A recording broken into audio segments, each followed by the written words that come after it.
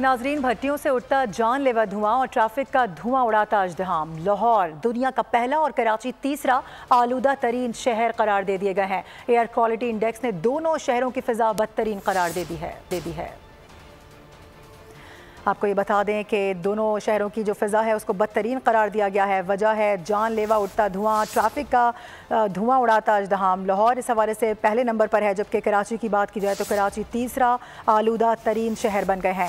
Air quality index red line तक पहुँच चुका है। दोनों शहरों की फ़िज़ा बदतरीन करार दे दी गई है और ऐसे में शहरियों को एहतियात का मशवरा दिया गया है। और के मुज़फ़्फ़ात में ईंटों के धुआं उड़ाते भट्टे, खेतों की जलती हुई बाकियात और कराची की सड़कों पर 24 घंटे धुआं उड़ाता बेहिसाब ट्रैफिक, हर तरफ गंदगी के ढेर और मच्छरों की कसरत। दोनों शहरों की फिजा इंतहाई मुज़र हो चुकी। लाहौर एयर क्वालिटी इंडेक्स में बदतरीन फिजा वाला नंबर 1 शहर और कराची तीसरे नंबर पर आ गया।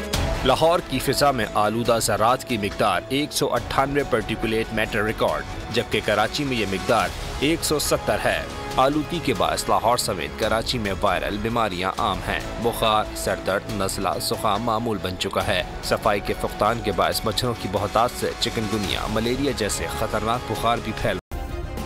सब्सक्राइब करें और बेल दबाएं ताकि कोई खबर रह न जाए।